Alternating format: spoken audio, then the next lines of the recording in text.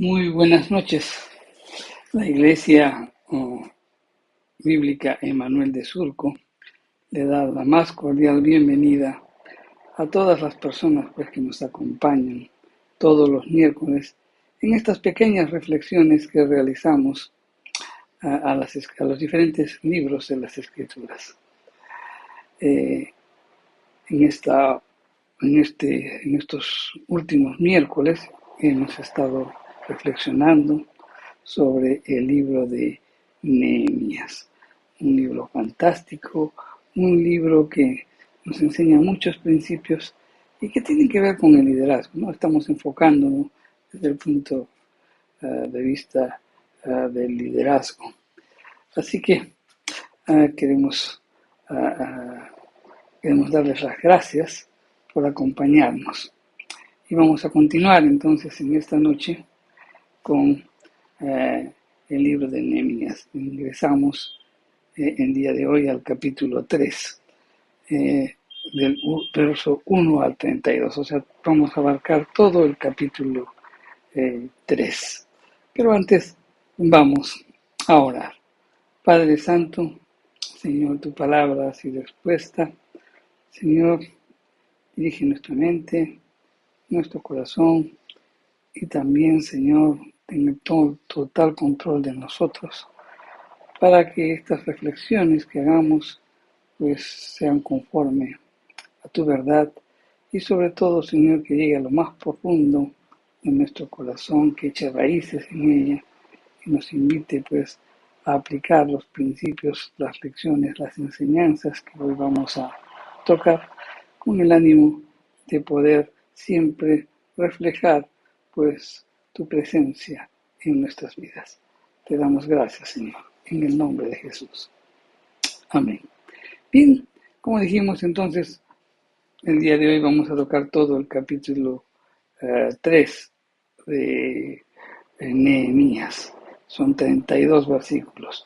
Los invito a que puedan leer, meditar al respecto.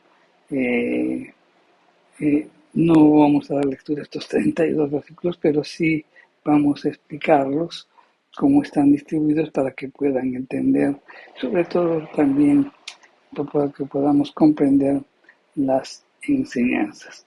Vamos a hacer un pequeño resumen de este capítulo, de este capítulo 3 de Nehemías.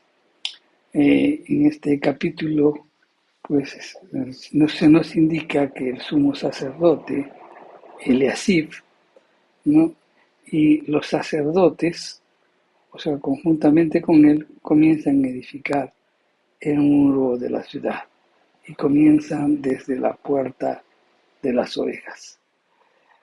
También se señala, pues en este pasaje, que hombres de diferentes estratos sociales y económicos participaron en la obra de la reconstrucción de los muros.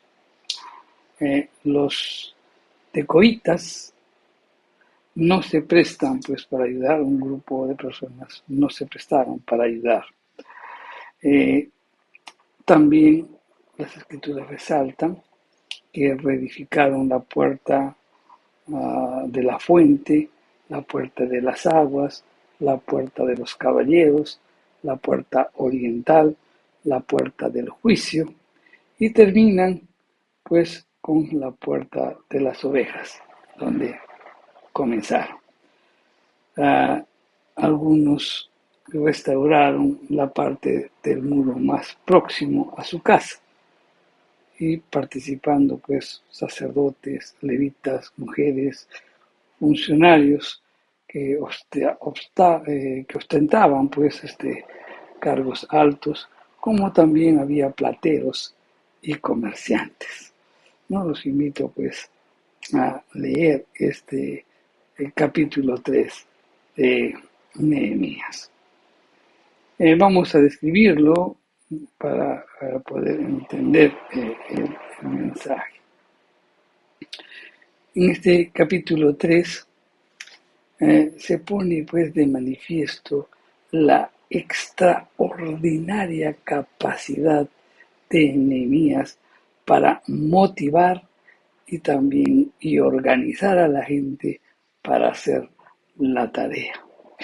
Los versículos del 1 al 3 tratan de la reconstrucción del muro del norte, ¿no? Eliasib fue el encargado de dirigir este primer grupo. Y este primer grupo estaba pues conformado por sacerdotes y constructores. Ahora bien, es interesante ver que el sumo sacerdote era pues la segunda persona más poderosa de Judá después del gobernador. Entonces su apoyo fue clave para que el pueblo se involucrara en esta tarea. La puerta de las ovejas estaba al oeste. Por ella entraban las ovejas que estaban destinadas pues al sacrificio. Antes de complementarla, los sacerdotes la santificaron y luego también santificaron la sección de la muralla. Estos actos pues del primer tramo de la sección de la muralla, ¿no? Nos habla de que pues apartaron toda la muralla para el servicio de Dios. Ambos actos pues indican que la muralla pues formaba parte del proyecto de edificar casa para Jehová. En los versículos del 4 al 13, Meremot dice, hijo de Urías, sacerdote de alto rango, dirigió la reconstrucción en 2 tramos, ¿no? Es interesante notar que, por ejemplo, en los primeros 3 versículos se utiliza el verbo edificar, pero a partir del verso 4 se utiliza el verbo restaurar. Aunque los jefes de Tecoa no condescendieron pues para colaborar, los habitantes sí más bien lo hicieron y restauraron 2 tramos. Uziel y Ananías dirigieron equipos en sus gremios. Ellos eran artífices que labraban oro y plata. Obviamente, pues los orfebres y los perfumistas, pues por ser prósperos, como que disponían de más tiempo que digamos, que los panaderos de repente o los alfareros. Pero a pesar de ello, a pesar de tener una mejor posición económica y al mismo tiempo pues de mayor tiempo para dedicar, ellos no dudaron pues en ensuciarse las manos para hacer la tarea, ¿no? La participación de las hijas de Salum simplemente era insólita. Muestra pues que toda persona dispuesta podía pues aportar algo a la reconstrucción, aun cuanto no pareciera su deber. Era una mujer, pero esto nos hace ver que el que tenía un corazón dispuesto podía participar en la obra. En los versos 14 y 15 tratan de la reconstrucción del extremo sur de la muralla, con todas las características que mencionan las escrituras. Y en los versos del 16 al 31 tratan de la reconstrucción del muro oriental, también con todas las características que eso implicó.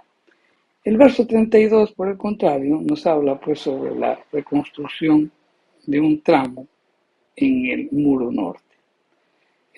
El último tramo termina donde justamente el primero comenzó, en la puerta de las ovejas.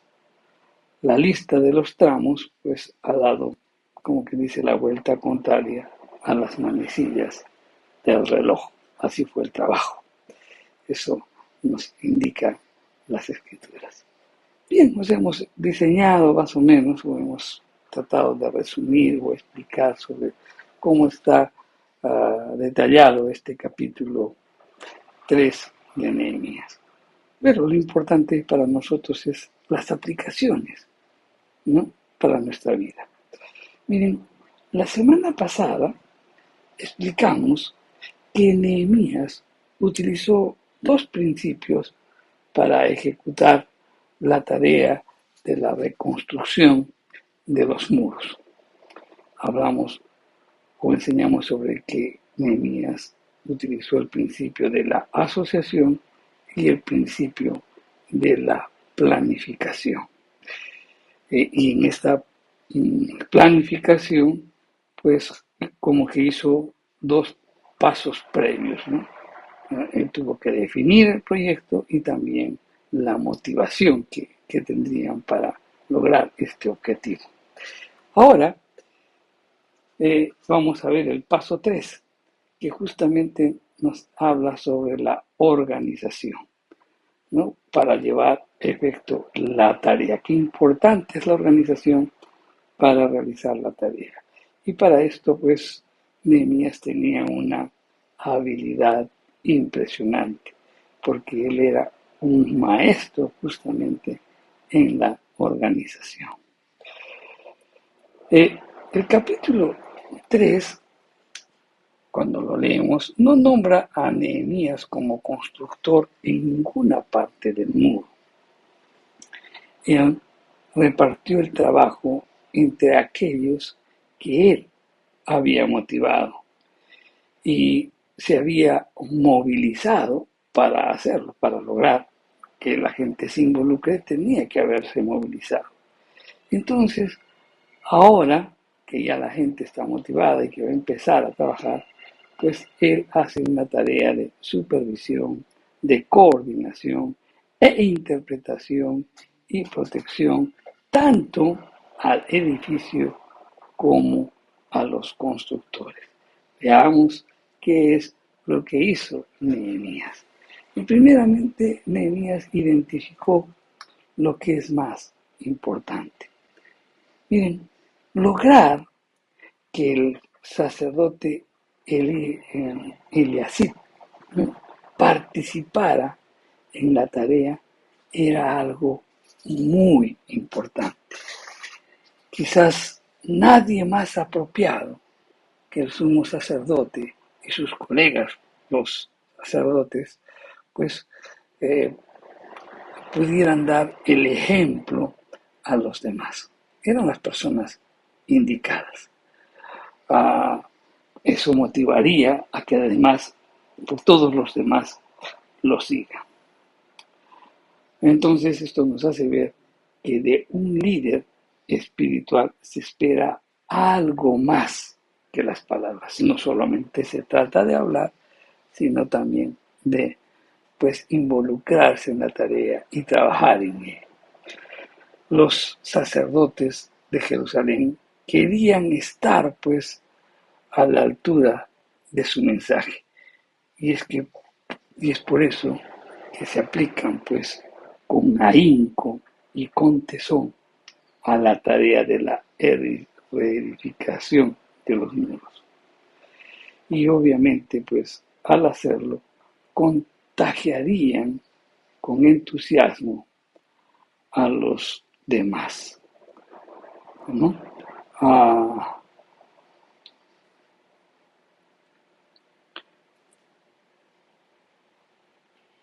En la primera de las listas que aparece sobre el trabajo que realizan las personas que estaban reconstruyendo el templo, pues habla sobre la reconstrucción de la puerta de las ovejas. Y eso tiene un simbolismo, ¿no? Porque en esa puerta, como dijimos, era donde se entraban las ovejas para el sacrificio. Es como que se nos estaba diciendo, pues, que con esto, con esa actitud teníamos que poner en primer lugar a Dios. De una manera gráfica, pues estaban simbolizando que lo que estaban haciendo era pues justamente por poner a Dios primero en sus corazones, ¿no? Ah,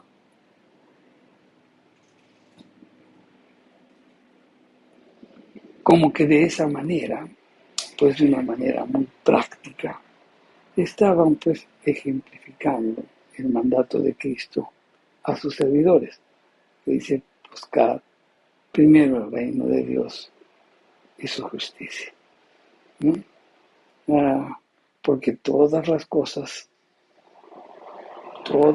serán añadidas.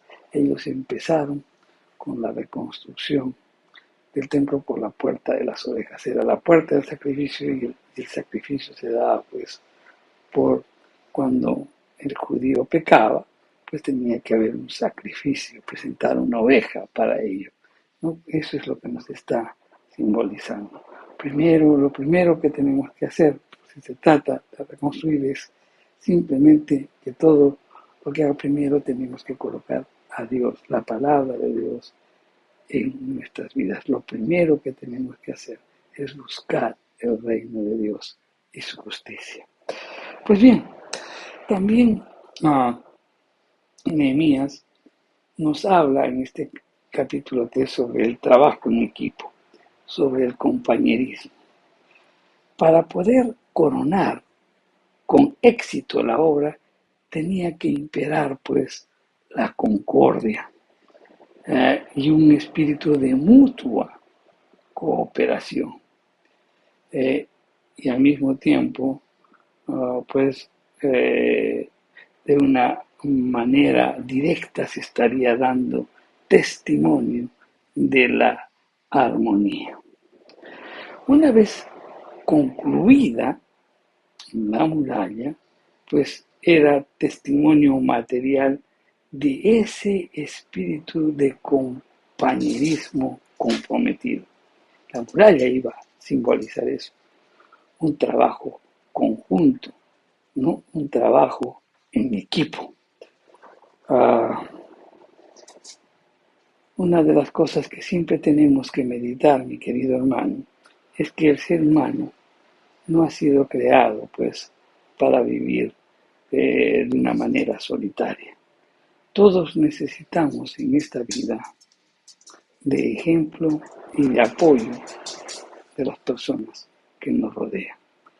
Las divisiones son una de las trágicas anomalías que nos puede acontecer en la vida de la iglesia. Los muros recién edificados de Jerusalén eran ahora, pues, de nuevo, una realidad gracias a un trabajo esforzado en equipo. En este tercer capítulo también Nehemías nos habla el respeto a las habilidades. El armonioso compañerismo en la realización del proyecto no suponía pues la implantación de personas que tengan las mismas habilidades y talentos. No, porque no todos tenemos los mismos dones y talentos. Los siervos de Dios, pues no todos tenemos, ni tampoco tenemos un mismo molde, ¿verdad? Dios se sirve, pues, de gentes muy distintas y también con diferentes temperamentos para poder llevar sus propósitos. Los distintos dones de las diferentes personas pueden más bien aunarse para un bien común. Y eso es lo que hizo Nehemías. Respetó las habilidades de cada uno, pues para poderlos llevarlos, para trabajar en equipo, respetando siempre las habilidades de cada uno. Tremendo el trabajo y también lo que tenemos que aprender nosotros como líderes. También Nehemías nos hace ver el egoísmo, ¿no? Hay que dejar el egoísmo. El equipo que él había eran de diferentes lugares. No solamente eran obreros de Jerusalén los que iban a reedificar las murallas. Los trabajadores habían venido pues de 8 localidades distintas, más o menos en un radio de 30 kilómetros. Vinieron de Jericó, de Tecoa, de Gabaón, Mizpa, Zanoa, Betaquerén, Betzur y Kelia.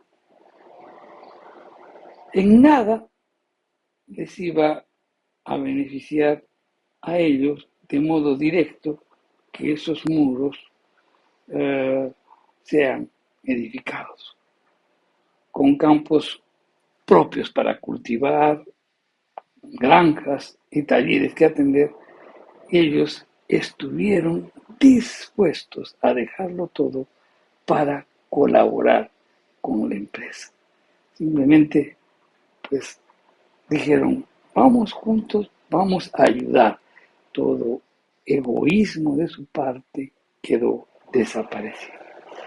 Esta solidaridad de repente tan altruista ha sido el modelo a imitar pues por otros siervos de Dios en épocas y lugares distintos en el transcurso de los siglos.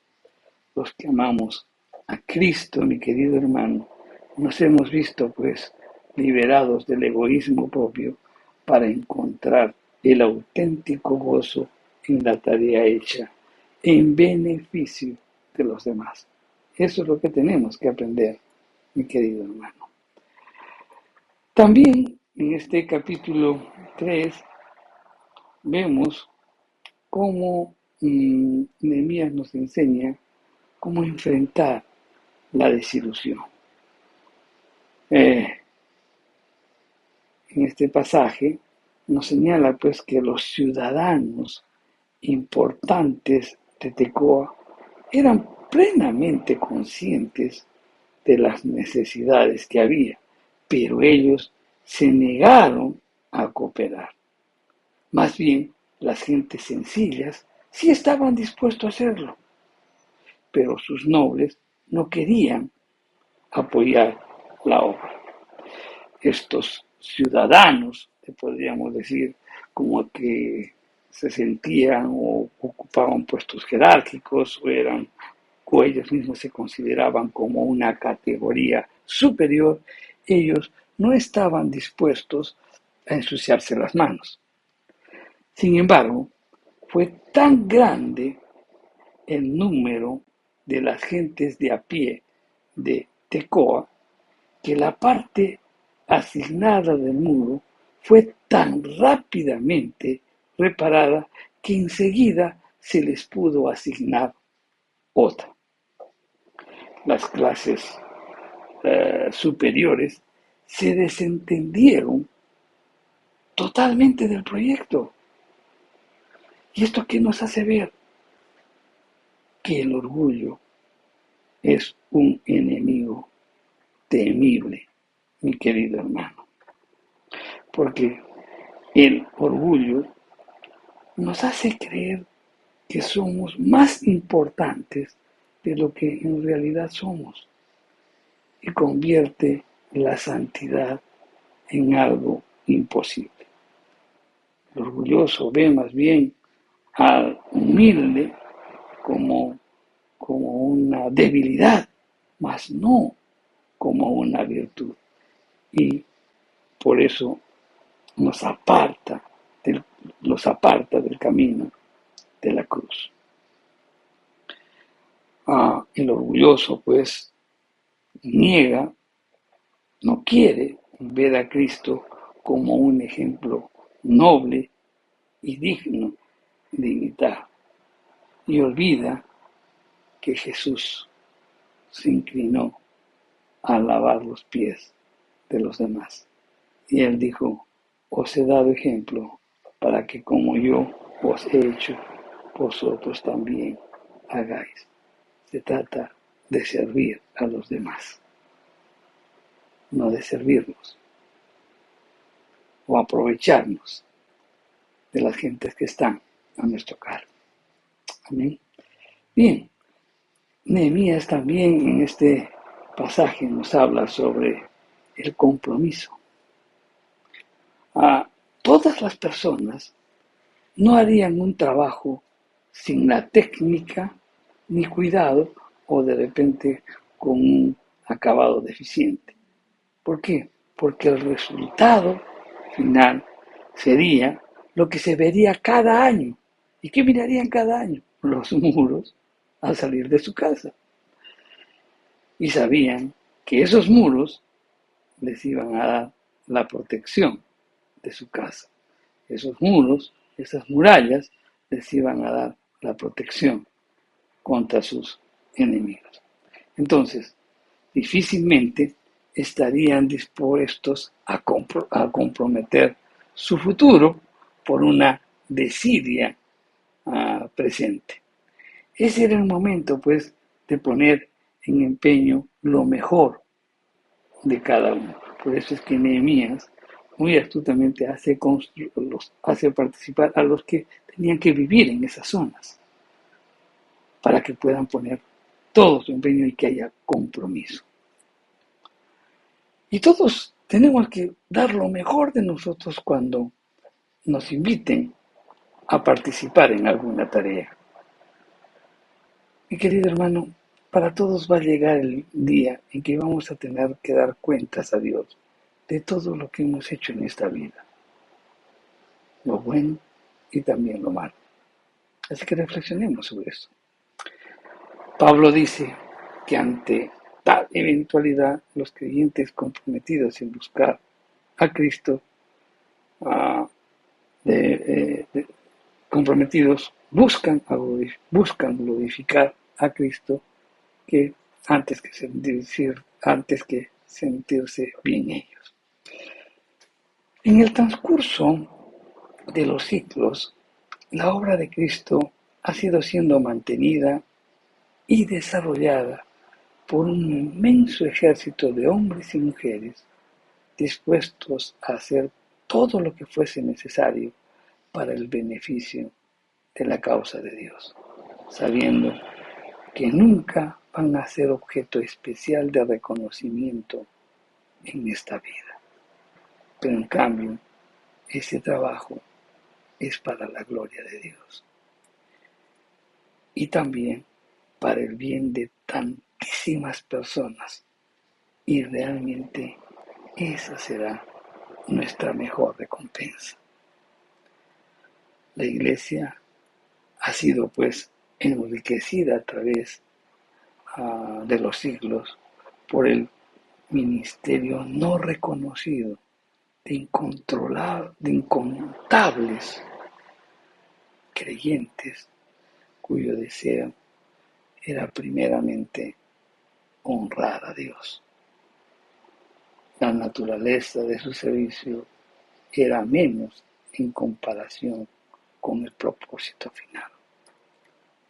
Mi querido hermano, siempre tengamos el compromiso de dar lo mejor de nosotros. No esperemos recibir recompensa en este mundo. Seremos recompensados tremendamente en la presencia de Dios. Pero la iglesia misma se ve tremendamente beneficiada porque hay muchos hombres y mujeres que se comprometen y dan lo mejor de todo, sin buscar reconocimiento, todo trabajando simplemente para la gloria de Dios. También Nehemías nos habla sobre el entusiasmo en este capítulo 3. Estas gentes bien dispuestas no solo dieron comienzo pues a la obra, sino que además se mantuvieron en su puesto hasta el último momento. Cuando terminaban su parte en el trabajo, seguían con idéntico entusiasmo la siguiente sección. ¿Sabes? Muchos son las gracias que hay que dar a Dios por todos aquellos que están totalmente entusiasmados con su trabajo, que incluso están dispuestos a caminar la segunda milla, con ese mismo énfasis, con ese mismo entusiasmo, igual como lo hicieron en la primera. También Nehemías nos habla sobre la recompensa. Bajo el inspirado liderazgo de Nehemías, el inicio de las reparaciones en el muro pues ha tenido un muy buen comienzo. Pero lo cierto es que la tarea que tenía por delante no iba a ser nadita fácil.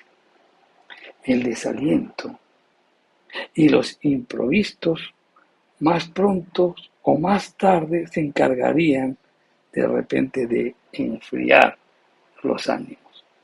Su mayor recompensa consistía en que ese trabajar en conjunta armonía y en un hecho único de saber que iban a dejar algo perdurable para la prosperidad, es por ello que pusieron el mayor ahínco para realizar la obra. Ellos sabían que desaparecería, pero los muros seguirían ahí. Esa sería su recompensa. Su buena obra resistiría pues el paso de los años. Y esto, mi querido hermano, nos ilustra nuestro servicio al Señor, la dedicación, el esfuerzo, el trabajo conjunto, la diligencia, el compromiso, etcétera, etcétera. Puede que alguna vez decaiga, pero nuestra satisfacción estará en la cantidad de vidas que fueron transformadas por el Espíritu Santo al dar a conocer la palabra de Dios. Bien, para terminar el mensaje, el modelo de organizar de Nehemías nos lleva a tomar en cuenta los siguientes aspectos. En primer lugar, si nosotros confiamos en cualquier forma de organización o en cualquier don espiritual o configuración de dones o en el ministerio de cualquier persona dotada para traer de repente una nueva vida a la iglesia, pues simplemente eso es un efecto de apagar el espíritu. ¿Por qué? Porque cuando la esperanza descansa sobre esos factores que acabamos de mencionar, más que está por encima de los de Dios y su gloria, entonces la oración se decolora, la oración pues se ve afectada, y de eso da lugar a que florezca el orgullo, y eso también retiene las bendiciones de Dios. Tenemos que poner nuestra confianza en todos los instrumentos que Dios nos da para trabajar en equipo, para poner al servicio del Señor. Por otro lado, también este pasaje nos hace ver que esa vieja idea, ¿no?, de que el ministerio espiritual es tarea de repente de unos cuantos, o de aquellos laicos comprometidos, o de aquellos laicos entusiastas, y que los demás, por ejemplo, se limitan pues simplemente a orar, a pagar y a cuidar las estructuras de la iglesia o las actividades de la iglesia. Eso también es apagar el espíritu en sí mismo. Porque el principio bíblico del ministerio de cada miembro en el cuerpo de Cristo debe ser pues reconocido y se debe encontrar un lugar en la iglesia para que cada don dado por Dios debe ser utilizado para la gloria de Dios, debe ser utilizado para el servicio de Dios. Y en eso debemos trabajar, que todas las personas que han sido dotadas de los diferentes dones puedan poner esos dones al servicio del Señor para beneficiar a aquellas personas que están pasando algún tipo de necesidad. Y la necesidad más importante que tiene el hombre es que conozcan a Jesucristo. Todos los dones que Dios nos da nos hace para trabajar conjuntamente. No hay un superdotado para que lo haga solo. Debemos trabajar en equipo. Debemos trabajar en unidad, en armonía. Pensando en la recompensa terrenal, no, sino en la recompensa celestial. Y además, nuestra mejor recompensa será la alegría, la satisfacción y el gozo que las personas a las que le servimos puedan experimentar. Ese debe ser nuestra mayor recompensa. Por otro lado, también nuestra recompensa mayor será porque hemos contribuido a que algunas personas que vivían a espaldas de nuestro Dios puedan convertirse, puedan cambiar sus vidas, puedan reedificar sus vidas. Amén. Nehemías, con el carisma de un líder, con una disposición comunal, ¿no? O sea, para trabajar en equipo por la causa de Dios. Y también ese Nehemías que tenía el sentir en su corazón de buscar los mejores constructores con las habilidades básicas para poder reconstruir el templo, y también buscando a esa gente que se pueda identificar con la obra, en la cual pues él también hace una buena organización, respeta los diferentes temperamentos y los dones de las personas y de los carismas también, y al mismo tiempo pues les enseña a que esto esté a disposición de servir a los demás para el beneficio de terceros, con el propósito de exaltar a Cristo. Todo eso debe combinarse en todos los aspectos para una renovación verdadera. Eso tengámoslo en cuenta, mis queridos hermanos. Todo lo que hemos aprendido, todo lo que hemos mencionado, no es para trabajarlo independientemente. Todo eso es para trabajarlo en forma conjunta, para alcanzar una renovación verdadera, para alcanzar una iglesia que esté reconstruida por el poder del Espíritu Santo para alcanzar la meta que Dios nos ha asignado a cada uno de nosotros. Vamos a orar. Padre Santo, te damos gracias por tu palabra, Señor. Gracias porque hablas a lo más profundo de nuestro corazón. Señor, perdona muchas cosas en nuestra vida que aceptamos, toleramos y pensamos. Señor, en todo momento, danos ese discernimiento para que, pues, podamos identificar siempre lo más importante, ¿no? Y poder lograr a través de una identificación de lo que más importante para que haya una mayor participación de personas que puedan ayudarnos en la obra. Debemos hacer un trabajo en equipo, en compañerismo. Debemos respetar las habilidades de cada uno, dejando el egoísmo, Señor, y también pidiéndote siempre, Señor, que nos des las fuerzas para enfrentar la desilusión. Siempre que nuestro compromiso por servirte sea la prioridad en nuestros corazones, con entusiasmo. Y la mejor recompensa que podemos tener es la alegría y el gozo de las personas a quienes servimos.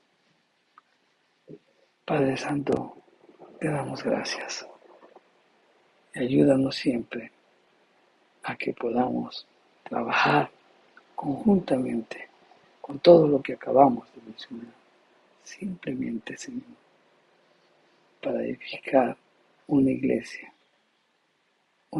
que construye esos muros de protección, ¿no?, que la iglesia necesita también, Señor, para poder enfrentar las diversas ataques que pueda sufrir la iglesia. Pero también, Señor, si lo vemos en una aplicación práctica, pues para poder ayudar, para poder contribuir, Señor, a alcanzar las metas, para poder alcanzar aquellas instrucciones que tú nos diste de ir y hacer discípulos a las naciones. En el nombre de Jesús te lo pedimos. Amén. Queridos hermanos, nos vemos la próxima semana. Que Dios los bendiga.